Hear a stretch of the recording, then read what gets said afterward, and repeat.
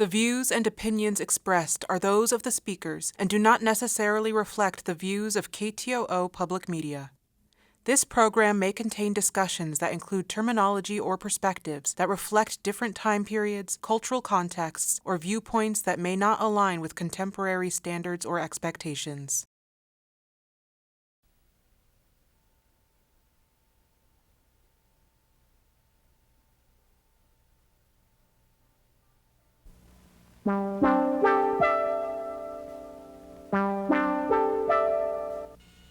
I used to think that I was going to be an impressionistic artist, not have to carve everything.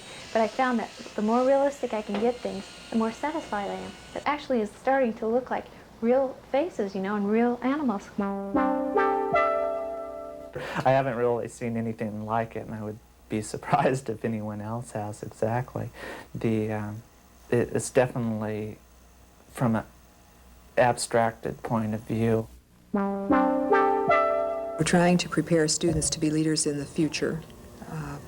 Since we don't know what the future is going to be like, we have to prepare them to make decisions, to gather information, think creatively.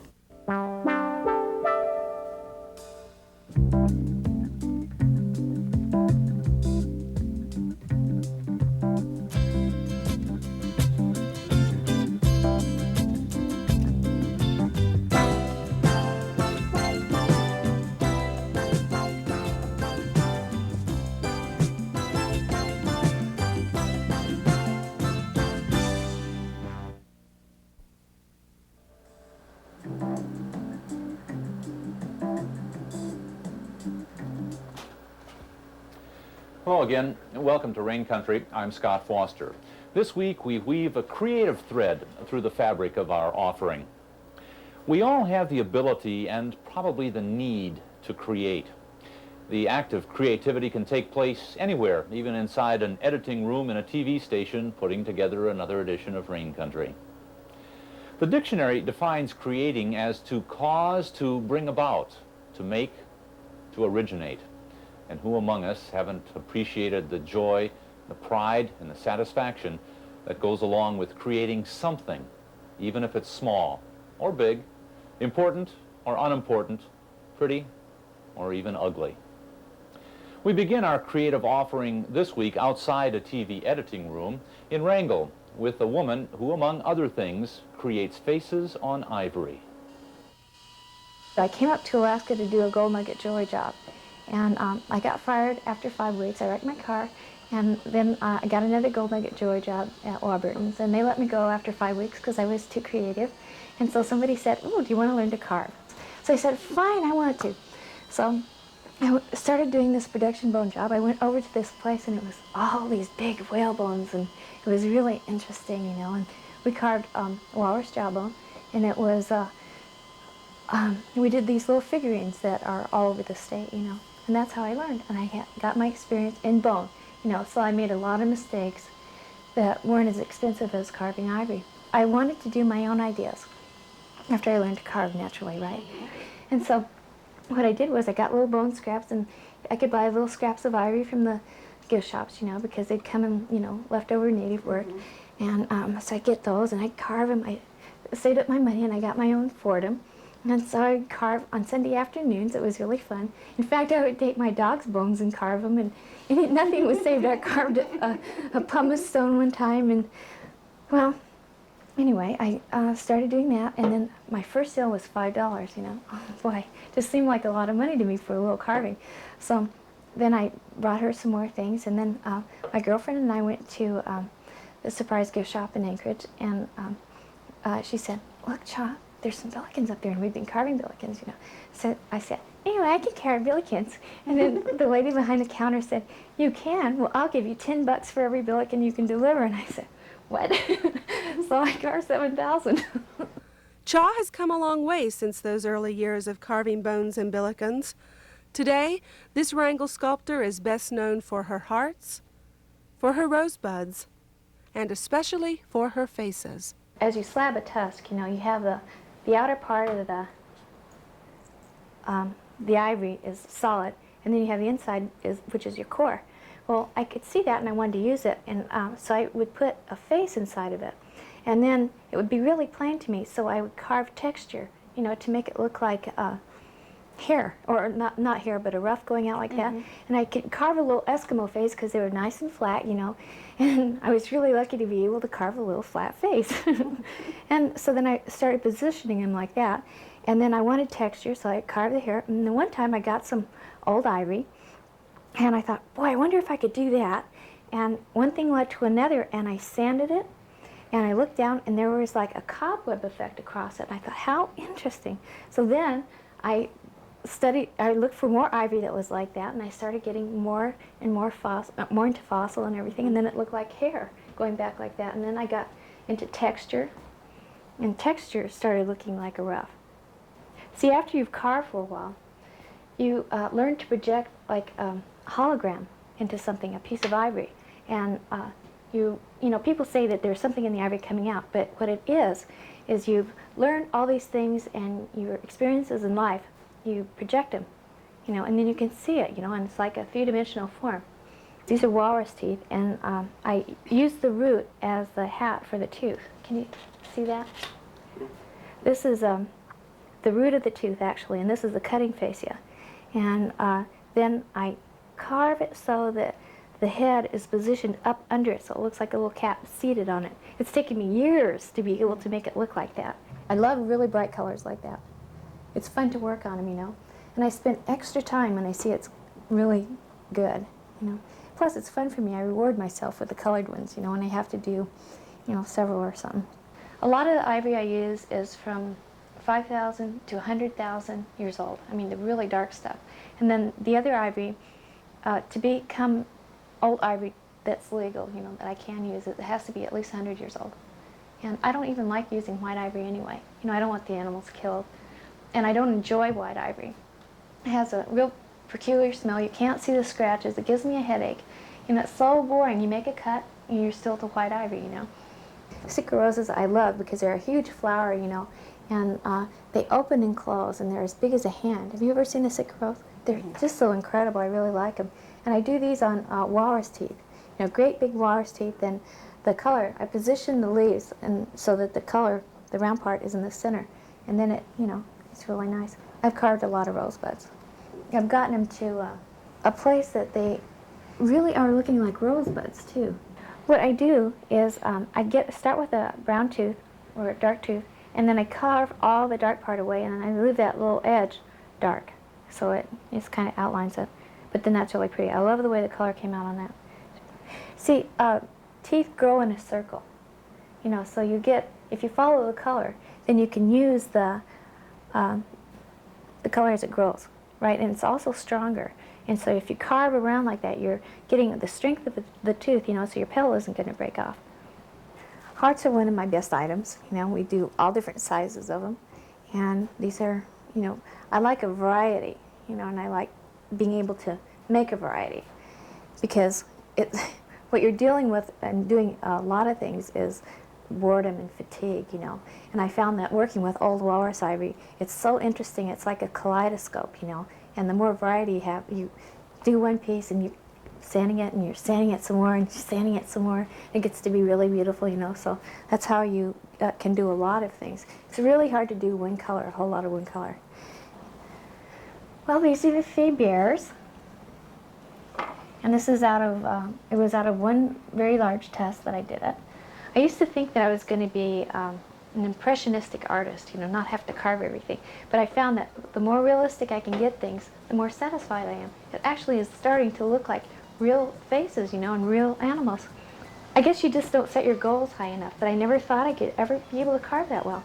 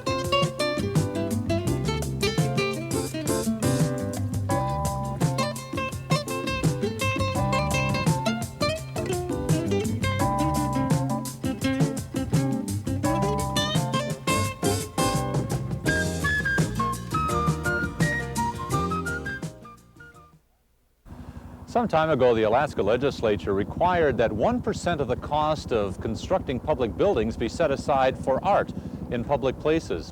As a result, walls and plazas that used to be empty and used to be bare are now holding the end result of the creative process. When this new addition was put on the Juneau airport, money was thus set aside for art in this public place. For 4 months, Rain Country cameras followed this creative process from the first stirrings to the final congratulatory cup of champagne. I'm not attempting to make it look like anything necessarily other than the piece itself.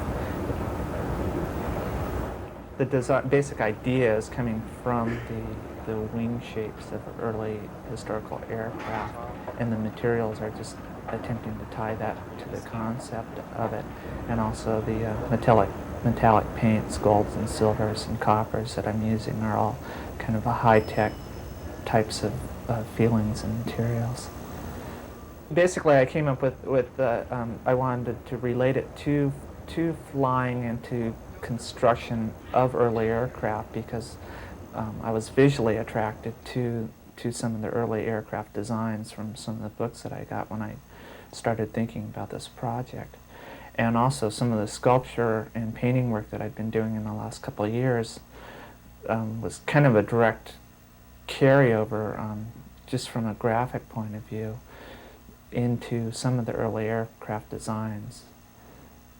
After I received the prospectus from the State Arts Council for the 1% project, I went out to the airport and looked at the space and looked at the new addition to the building and got a feel for the colors and the design of the building.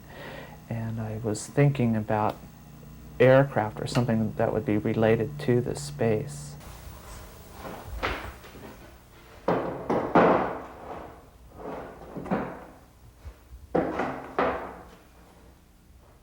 It started with a big framework to hang my aluminum panels on, and I cut all the pieces to size, clamped it up, and hauled it out to my welder, and welded it all together, brought it back to the studio, and cleaned it up, filed it, got it prepared to mount the large panels on. Then I did a lamination process, which was fairly interesting. I got a recipe from a painting conservator in Colorado.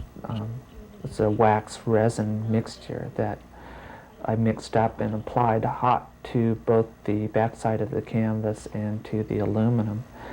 And then I took a torch and melted the wax on the aluminum panel down to smooth it out and level all the ridges from the brush marks, and laid my canvas onto it and ironed the whole piece into place.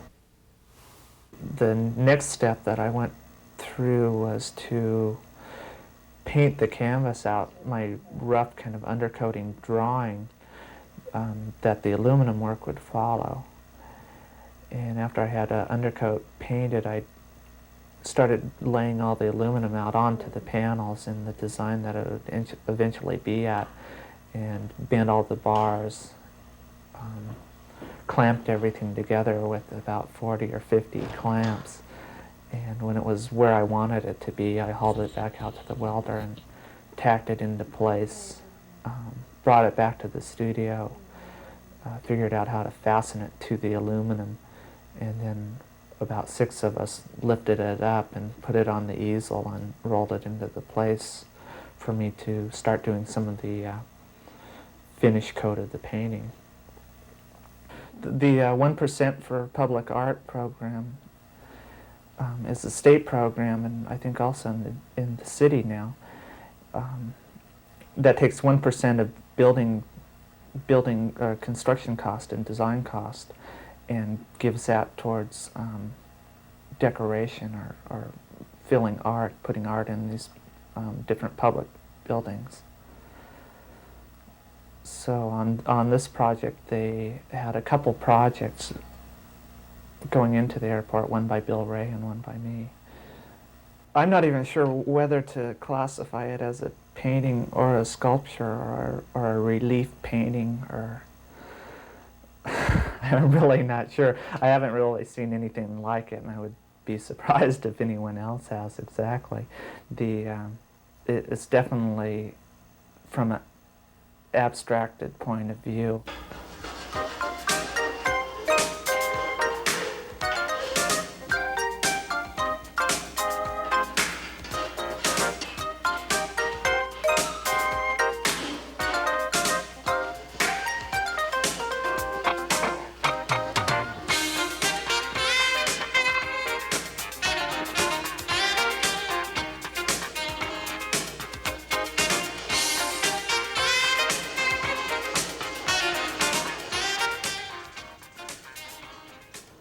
I've been working for the last, I guess, about 4 years on wall-hung sculptures, trying to mix up the definitions of both painting and sculpture. I'm interested in having things that are flat on the wall, but also are projecting from the wall. And I'm real interested in the idea of shadow, illusionary line that's caused by something other than the act that I necessarily can dictate. Doing just fine. Okay, level it out. A lot of people have been involved in this project locally. A lot of the materials are purchased locally, and I've had a number of friends involved in helping me lift things and move things around in the studio.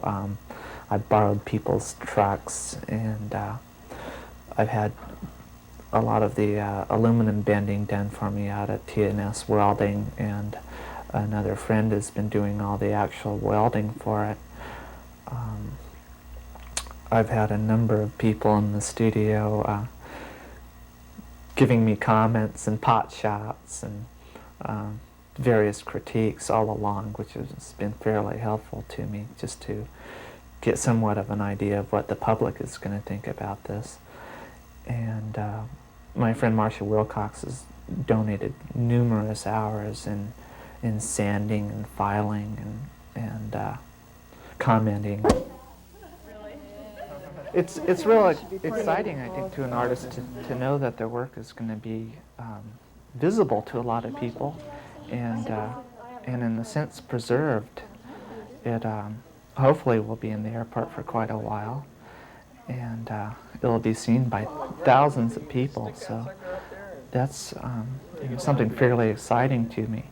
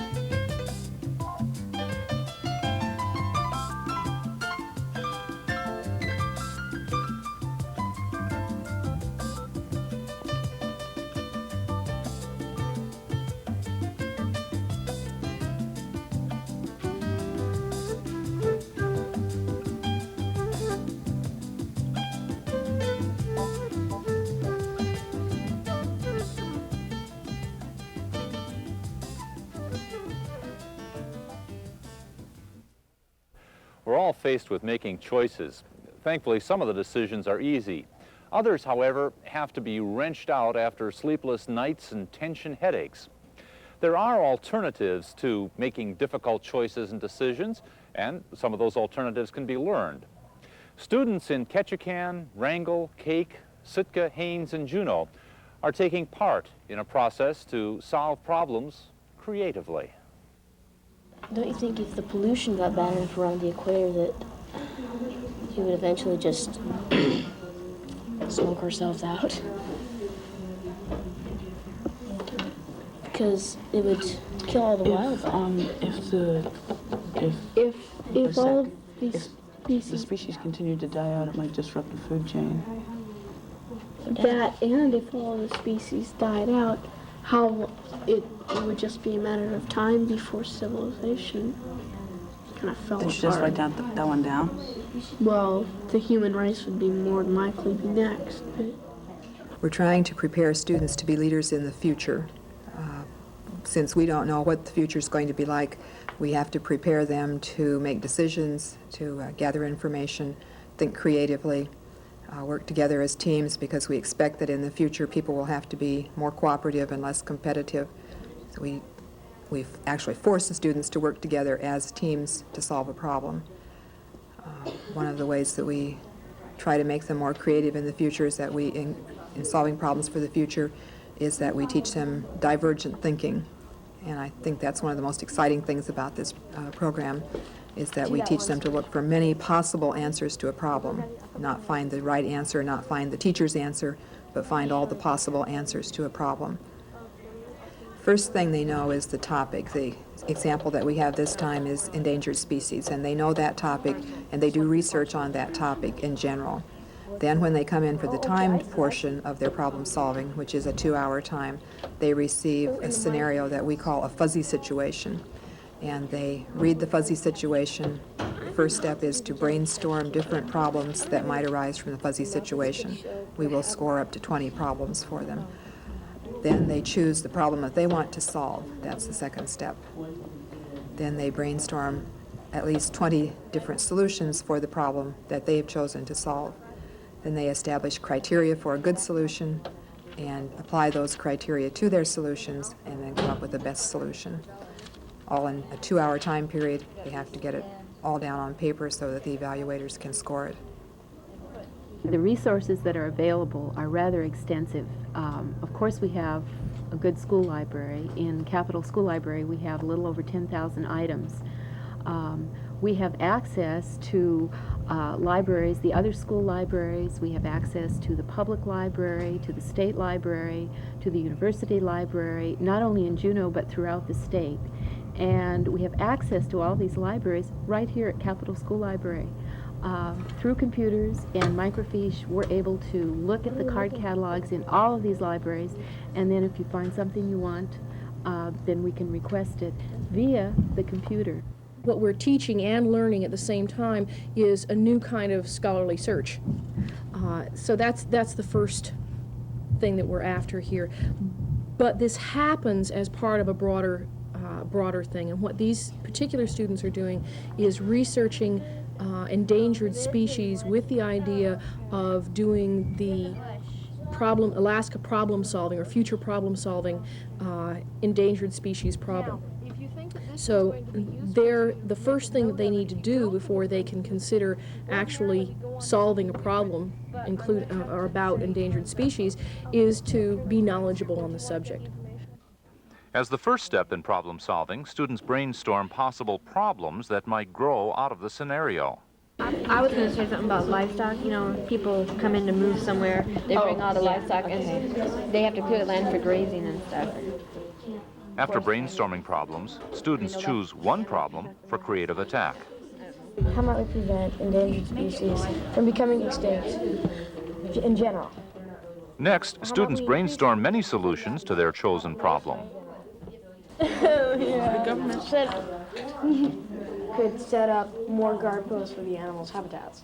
The government could. Okay, and then we should write NASA space station for humans. The government could contact NASA again. The criteria, don't we? Students then choose criteria and select their best solution based on those criteria.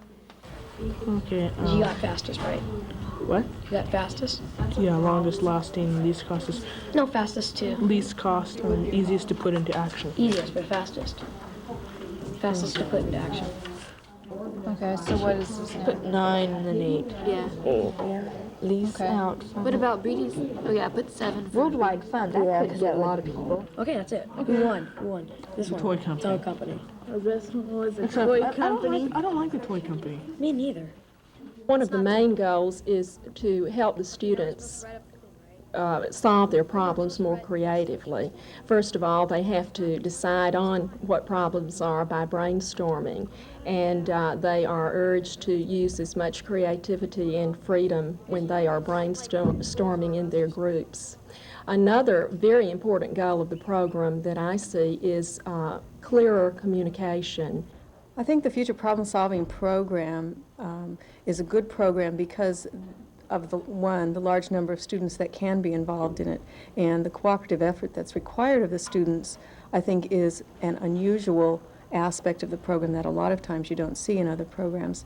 Secondly, it's also a program that goes down to the elementary levels.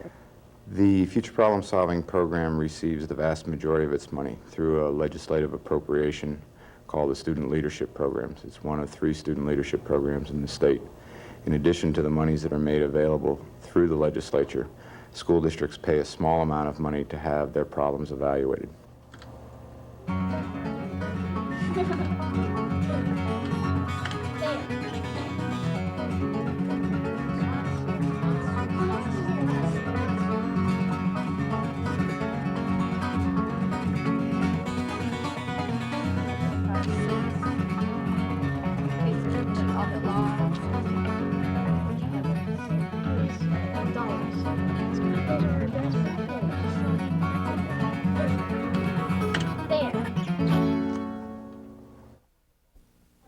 A final thought on creativity from a book of quotations. Quoting Alex Osborne, who's written more than a dozen books on creativity, he says, "Creativity is so delicate a flower that praise tends to make it bloom, while discouragement often nips it in the bud. Any of us will put out more and better ideas if our efforts are appreciated." Rain Country returns again next week at the same time. I'm Scott Foster. Have a creative day.